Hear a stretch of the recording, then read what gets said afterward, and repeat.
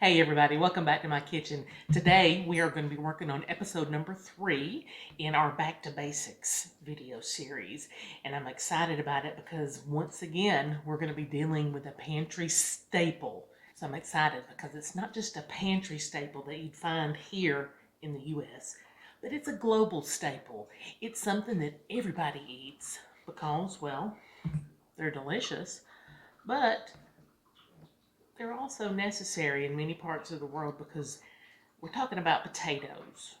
They are readily available, they're not that hard to grow, and they do provide the body with nutrients. It is a major carbohydrate, so you need that to make fuel for your body to run on. So that's what we're going to work with today is potatoes. Now, I know you're thinking, what in the world is there to know about a potato? Well, honey, let me tell you, there's a lot to know about potatoes because if you walk in the grocery store, you go to the vegetable department, there's a whole section that's nothing but potatoes. And so you're thinking to yourself, well, dang,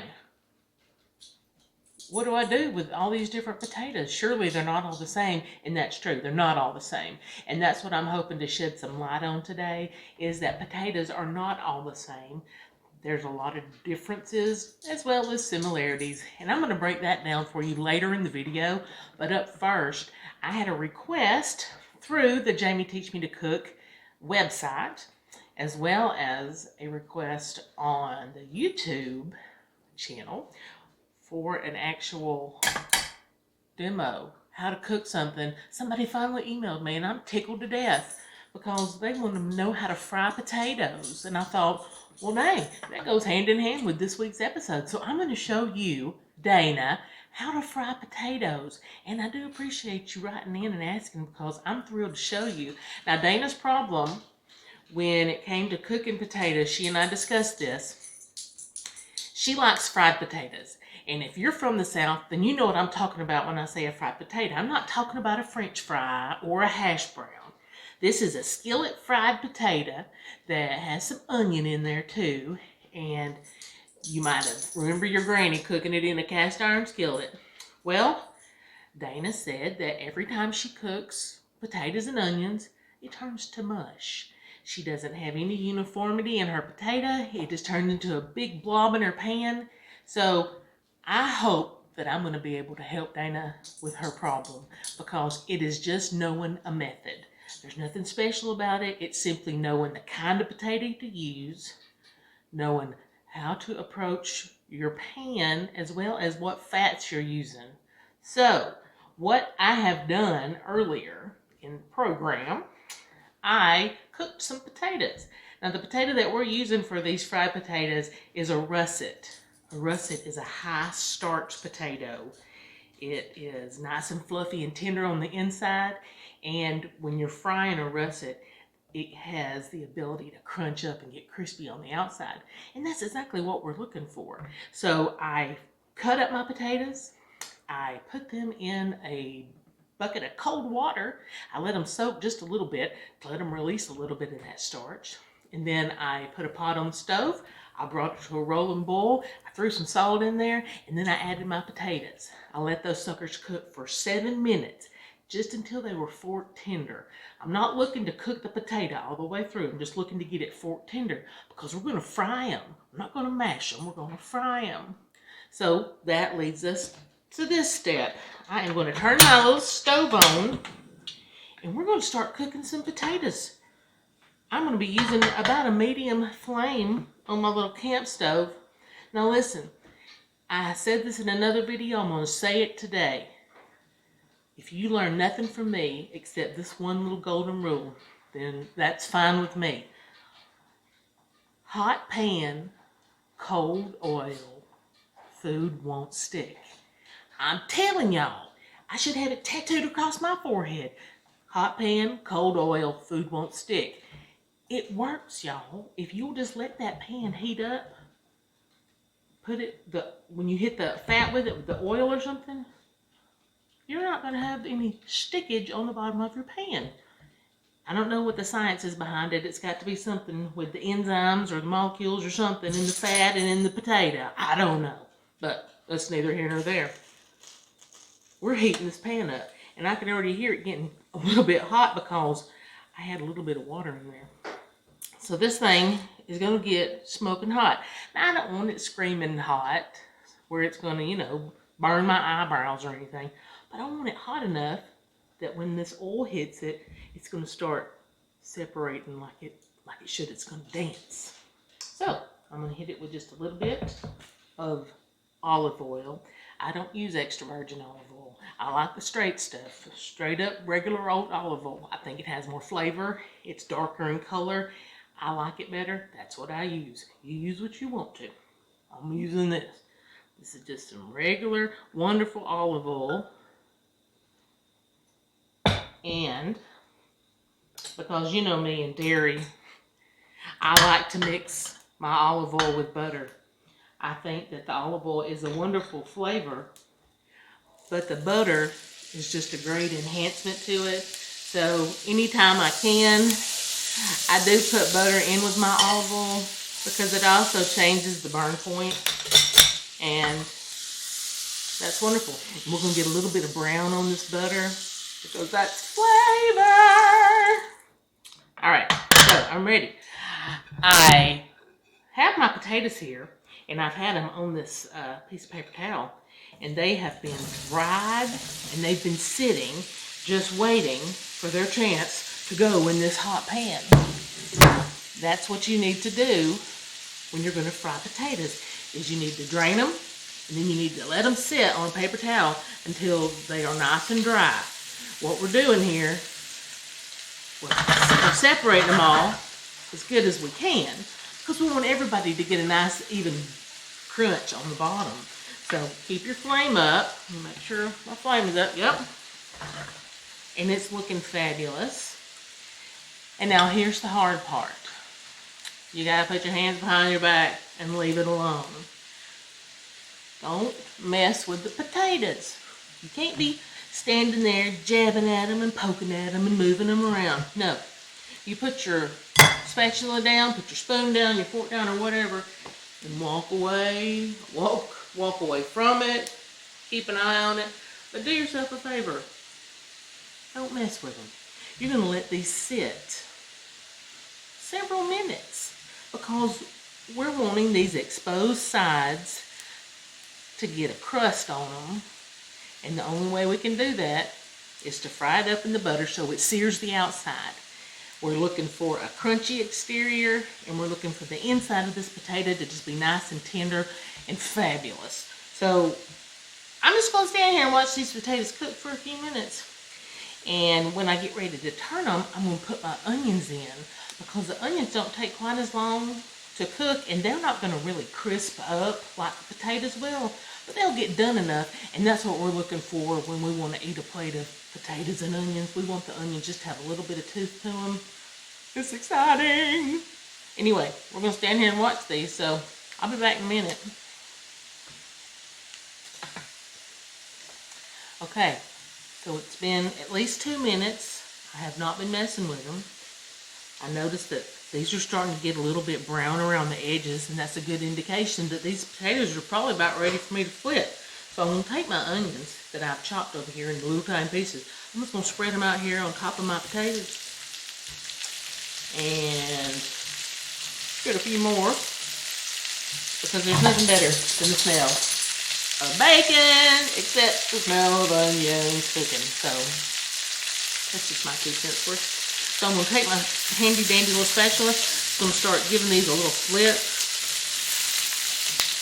Now look, they are not inclined to stick to the bottom of this pan whatsoever. You know why? Because I hadn't messed with them and jostled them around and activated the starch to make them want to stick to the bottom. I have lightly handled them. And that's the name of the game when you're dealing with a potato. You've got to handle it lightly, and you've got to handle it with respect, or else you're going to end up with a big fat blob of yuck, and you don't want that. We want something tasty and delicious. And you just have to step back and let it do its thing by itself. It don't need you. It don't need your help much. But we want to give it just a little help. Now I've got my salt and pepper here. I'm going to go ahead and hit it with the salt and pepper while it's cooking. Because, well, that's how I roll. You can season your potatoes when you want to. And I'm going to season mine right now. So, hit it with a little bit of black pepper. Boy, that onion smells fit to eat. Yum. Here goes a little salt.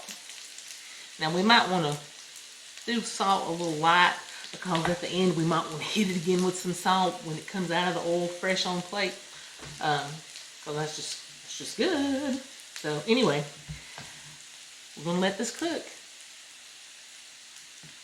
Now while these finish up cooking, I'm just going to tell you a little bit about why I chose the russet. Well, I told you that it does cook up nice and light and tender in the middle, and it can get crunchy outside. This is what a russet potato looks like. Usually they're a little bigger than this, but this is what came in my bulk bag. If you were to buy them individually, you can get a larger potato, almost like you can buy them as a bacon potato, and so you know that those are considerably longer. But this is basically what a russet looks like. It has a nice thick skin, not exactly uniform in size or shape, but it does tend to be oval. In that same family of potato that you could use for this, you could use an Idaho potato because it's also a high starch potato, and you can get those really big ones. What else is a high starch potato? A Yukon Gold, believe it or not, is a high starch potato. Now, not all gold potatoes are, but a specific Yukon Gold variety, that is considered to be a high starch potato. So you could do this method with a Yukon Gold, and it would taste fabulous. Now look, these are just cooking up beautifully. The onion is starting to get the least bit brown, and that's kind of the idea. We're not looking for burnt, but we are looking for brown, because that's crunch, and that's what we like. And if you've never had southern fried potatoes, bless your heart. That's all I can say is bless your little heart. But now you know how to do it, so I hope you do try it, because they're good. You do have to be careful, though, not burn them. So here toward the end, once the potatoes have cooked down and they've gotten a nice crust on all sides, feel free to turn the heat down a little bit so that you don't burn your onions quite so much. These aren't burned, they're just getting close to being done. So just keep letting them cook. And I'm trying not to jostle them too much. Now, if I were cooking these without the onion, I could leave them alone even more. But because I did put the onion in, and because I was cooking on pretty high flame, I do have to agitate them just because I don't want things to burn.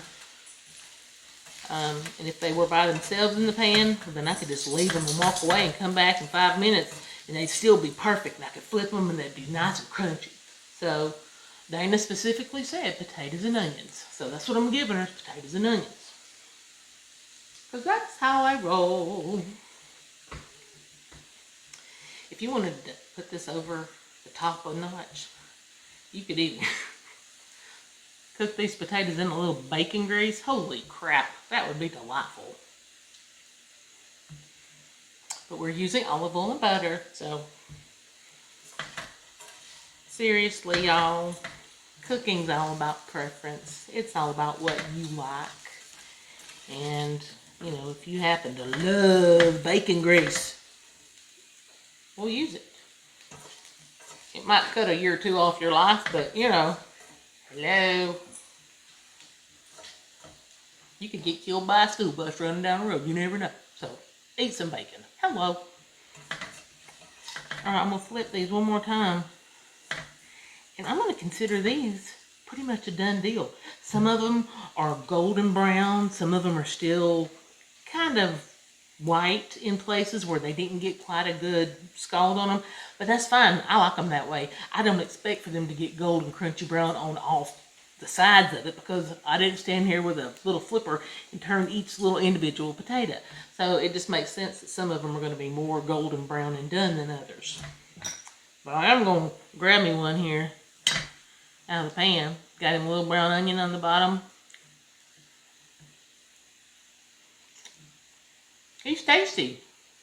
Got a good crunch on the outside.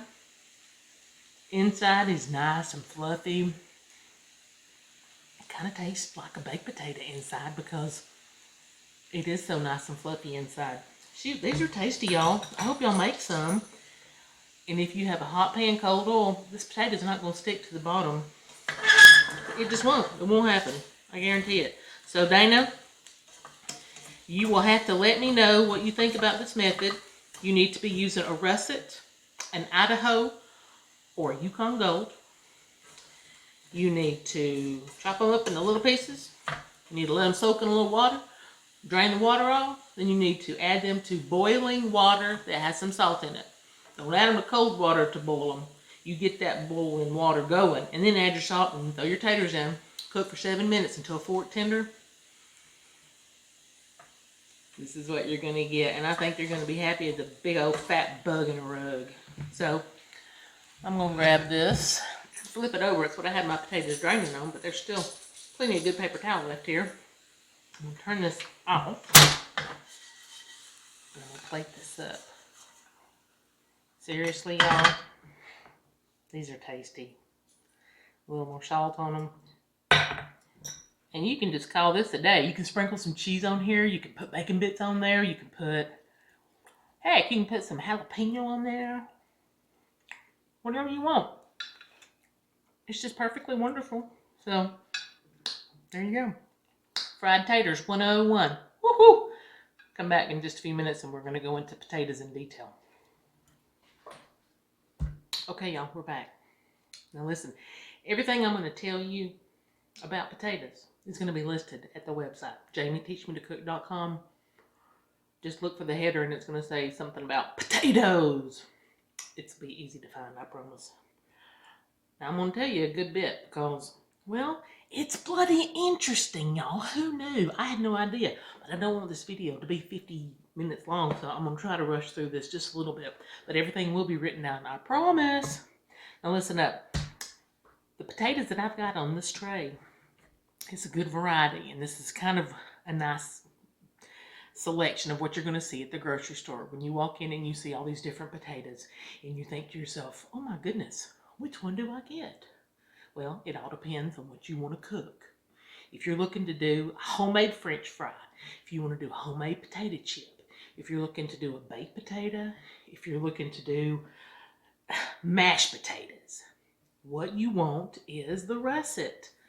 The russet potato is high starch, and it's just wonderful. It serves the purpose across the board, and everybody uses them for French fries. Trust me. McDonald's, anyone? Hello, Ray Kroc. He got the russet, Idaho, all that going. So it's just a wonderful type of potato. The Idaho potato, again, is a great potato as well, and the Yukon Gold. I happen to have only the russets on my tray here. I don't have the other two. But I do have these. These are considered gold potatoes, but they're not Yukon Golds. These are just small gold potatoes. These are actually going to be in the medium starch family. Medium starch is also going to consist of this one. This is just a white skin potato. It's in the category of general, all-purpose. If you want to make a good, I don't know, casserole or just anything that calls for a potato, and you can't specifically get like an Idaho. If you wanted to make mashed potatoes, these are a great substitute for mashed potatoes. They're not the best option according to the information I read. But I'll be honest with you, when I make mashed potatoes, I like to do a blend. I like to do half-see on either a white potato or a gold potato, and the other half will be the russet, because that is a great combination of textures on the potatoes. It's winter potato dinner, y'all, so remember that. I do have a video out on mashed potatoes, and you'll see exactly what I'm talking about. So I'm going to shut up talking about it now. Go look at the other video. The other potato that I have on here is a red potato. This is considered to be a wax potato. They're waxy. They're low starch. At my house, Brad Musgrove thinks that the only thing that this potato is good for is roasting. You know, potato, to each his own. I like red potatoes, but they are very gummy. Their consistency when you slice them and cook them, they tend to be on the gummy side. They're not starchy. It's just a strange gummy texture. They want to stick together. Unlike the russet or the Idaho that are fluffy and will fall apart, these boys like to hang tight. So it really, really depends on what you're in the market to cook. If you want to make a good potato salad, that right there, that's your boy. If you want to do, well, just any kind of potato, I've got it written down here. You can put these in soup or stew. I mean, whatever. But they are delicious if you slice them in quarters, put a little olive oil down on a pan, and then roast them in the oven with salt and pepper. Shut up, they're delightful. The last potato I've got on this tray is a sweet potato. Now listen, y'all, a sweet potato. It is not even in the same family as regular potatoes. Now listen to me. Regular potatoes and the sweet potato, they both originated, they think, in South America and Central America back ages ago. And they are from the nightshade family. That's the regular potato. This sweet potato, it's in the morning glory family. And think about it. Sweet potatoes grow on a vine. Potatoes grow on a bush under the ground. So while these grow underground too, the plant part of a sweet potato grows in a vine. And it stretches and it twists and turns and it's just lovely. Same thing as a morning glory basically. Now, I don't think a morning glory makes a tuber like this. I've never seen one. I do pull up morning glories because they're a pain in the tail in my garden, but that's another story. But sweet potato, it is very starchy, but it is, well, she's not pretty, but she's delicious, and she's full of all kinds of nutrients. And here's the thing about potatoes. People are going to tell you, well, I'm not going to tell you this. I'm going to tell you what I read doing my research. It's all about moderation, y'all. If you're telling me that eating that one potato a day is going to kill you and your glycemic index, you're crazier than you look, because it's moderation. I mean, if somebody told me that I could never have another potato again, I would be sad. But, you know, if you just are moderate about your intake, like a donut, you can have a donut. It's not going to kill you. But you don't need to eat a whole Krispy Kreme 12er. Hello, whole box? No, just moderation. And the same goes with potatoes. These things are packed with vitamins and minerals, and they fill you up, and they're versatile, and they're cheap. Holy cow, y'all. Get back on board with potatoes. Potatoes are your friend. Moderation. Everything in moderation. So, what I have here, in case you were wondering, I wanted just to see what the starch content was going to look like. And generally speaking, if you were to slice a potato open, you're going to get a little residue on your hands, and that's the starch coming out. Well, I wanted to see the starch, and I thought, well, if I cut them and soak them in a little water, then I'll be able to see the starch coming out. Well, I'm underwhelmed. This little experiment did not really do much. Now, this is the russet / Yukon Gold / Idaho. Now, when I do stir it up a little bit, the water does get cloudy. So that is a good indication that these have given off quite a bit of starch. So, I mean, that's a successful experiment. Do you see what I'm talking about? All that lovely starch in the water. Okay, I'm happy with that. These are the medium starch potatoes. This is the white skin potato. Now, when I give them a little stir, it barely gets cloudy. So that just tells me that the starch content is lower than, say, these. Because I can still, the water's still pretty clear for these. I cut up one of those red potatoes. I took the skin off and cut him up. There is almost zilch starch in here. So, like I said, they're waxy. They're not starchy. This sweet potato should be good and starchy, though. Oh yeah, when you start moving them around and jostling the starch off of him, it gets nice and cloudy. So yep, sweet potato full of starch. So not a bad experiment after all. What I did, I want you to see how they cook up. And I didn't want to fry them all. I baked one of each. So I'm going to show you what it looks like.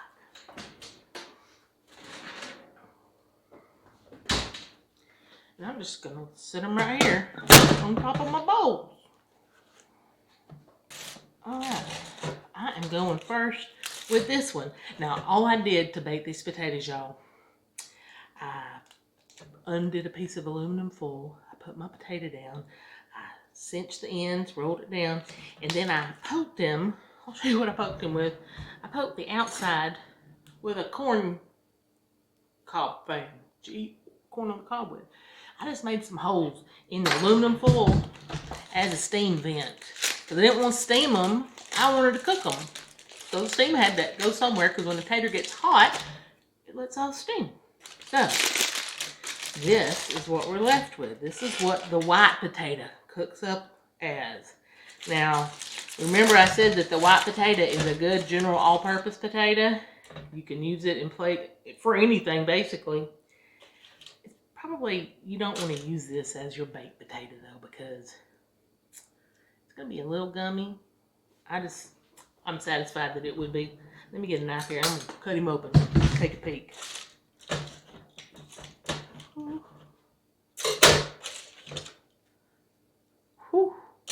Hot potato, hot potato. Yes.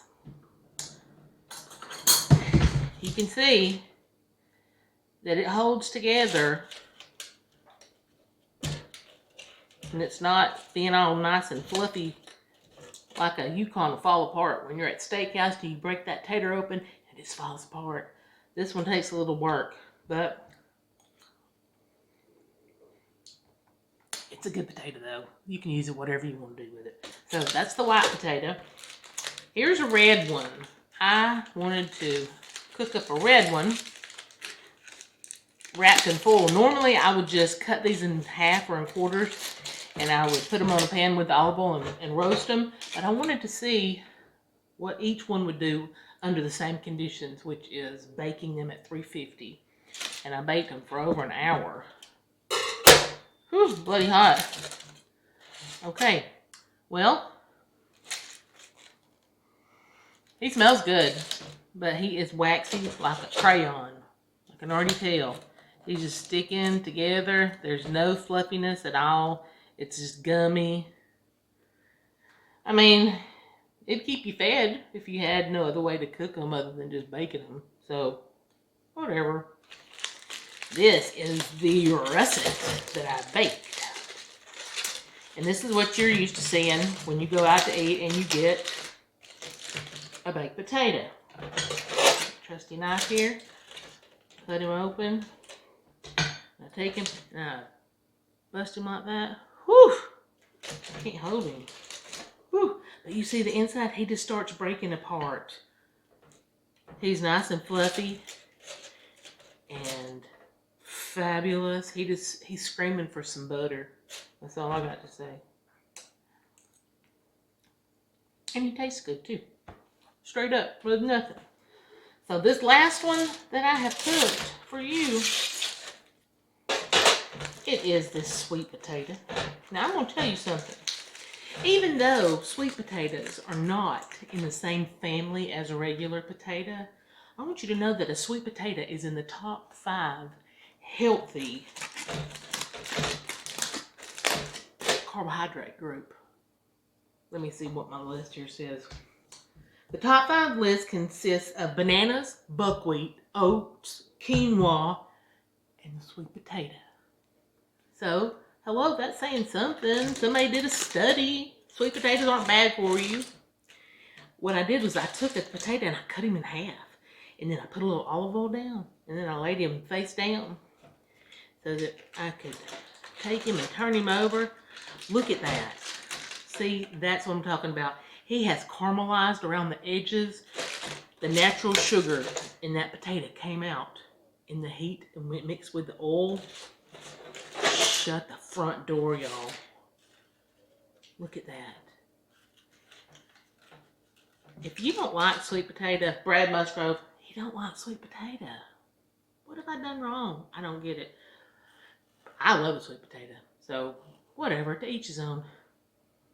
Golly gee, I love sweet potatoes.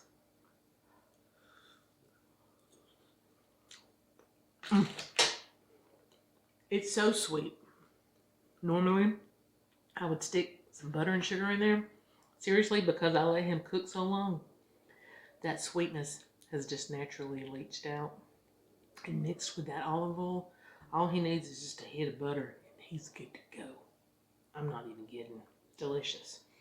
So, yams.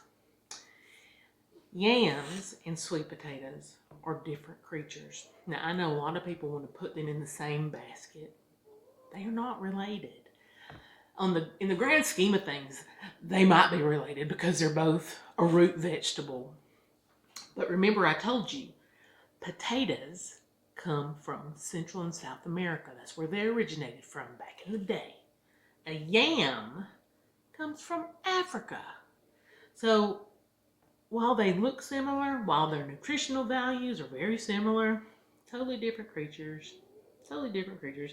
They do taste kind of the same, but whatever. Anyway, that's just a little tasty tidbit for your brain to chew on. That's about all I've got to say about potatoes, y'all. I hope that you found it somewhat interesting, because I sure did doing my research. I enjoyed the heck out of it. Potatoes are versatile. Potatoes are inexpensive. Potatoes. So that'll wrap up episode 3 of Back to Basics, the humble potato.